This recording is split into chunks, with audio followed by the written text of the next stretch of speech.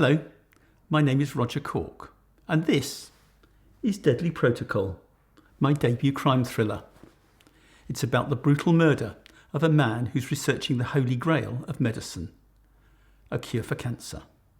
Its main protagonist is the woman who discovers his body, and this is how it begins.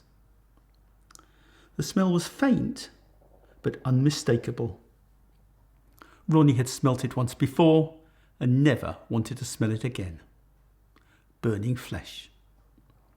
She could taste it too, just like last time, when a father of 3 with 90% burns was wheeled in on the last day of her ER rotation. He looked like a side of beef and dripped like one. The guy never stood a chance. Ronnie was desperate to run now, but she knew she couldn't. Doctors don't turn tail. On the far side of the gleaming designer kitchen was an open doorway leading into a cavernous conservatory that housed a swimming pool. The smell was much stronger here, and Ronnie breathed through her mouth to stay in control. Then she saw the blood, spattered in flecks across the tiles by the shallow end. There must have been a hell of a fight. A dark red trail of it stretched from the poolside to a sauna. A mop was pushed through the wooden handle on the sauna door and wedged up against an old-fashioned mechanical time switch on the wall, stopping the heater inside from switching off. The temperature gauge read 110 degrees centigrade. Ronnie pulled out the mop and the ratchet began counting down to 0. Tick, tick, tick, tick, tick, tick, tick.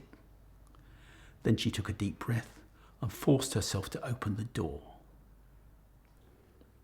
A blast of heat smacked her in the face, followed by a wave of nausea. It started in her bowels, but moved up through her stomach to reach her throat in seconds. Inside, the brightest star in the world of cancer research was roasting on the electric heater that stood along one side of the sauna chamber. Professor Hazley Stone lay naked on his arched back.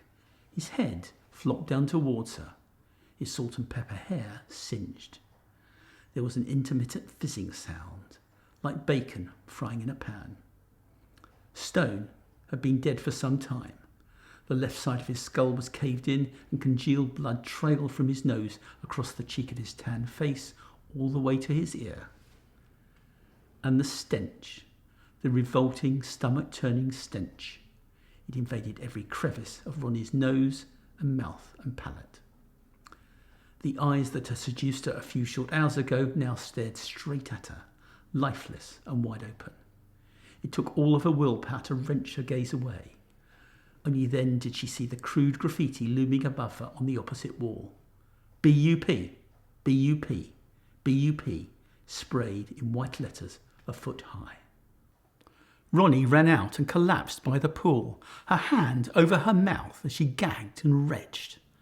Somehow she stopped herself from throwing up and stumbled into the kitchen, where she grabbed a landline phone off the counter and dialed 911. The number you have dialed has not been recognised. Stupid. The Brits used 999, didn't they? She hung up and began to redial, but stopped and put the handset down before the call connected. She picked the phone up again, and this time pressed the right keys, only to find herself disconnecting the call and dropping the handset once more. Now her brain wouldn't even let her fingers pick up the phone, let alone dial the number. For a few seconds, Ronnie didn't know why. Then she understood. Completely. If she were found here, she'd be finished. It was that simple. Dr. Veronica Ackerman couldn't let that happen. She'd escaped a tough start in Boston, Massachusetts, to win a coveted post here in London at one of the world's top 10 cancer research facilities. Now she was gripped by a growing certainty that she had to get out of here fast, or she'd be saying goodbye to the Lippmann Institute within a week. Mrs. Hazley Stone would see to that, as soon as she found out that Ronnie had slept with her husband last night. The Lippmann was based at St Agatha's University Hospital, where Angela Stone was a professor of neurosurgery and almost as significant a figure there as her husband. Ronnie's days at Aggie's would be numbered, for sure. A random image flashed into her brain. Stone pulling a condom out of its crinkled little packet after they'd stumbled onto the bed. Another image, Angela Stone with a piercing stare, walking towards Ronnie down a dark hospital corridor.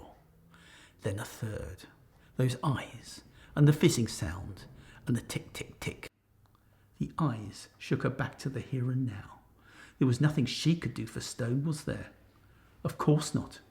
But there was something she could do for herself. She had to work fast.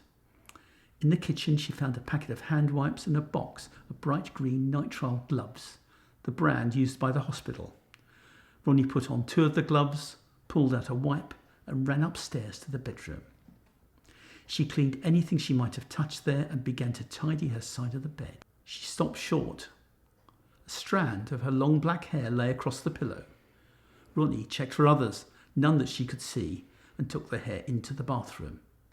The condom packet was floating in the toilet bowl, and its translucent rubber contents submerged below. Ronnie dropped the hair into the bowl and pulled the handle. When the rush of water subsided, the condom and the hair were gone, but the packet was still there. She fished it out, wrapped it in tissue and stuffed it into a pocket.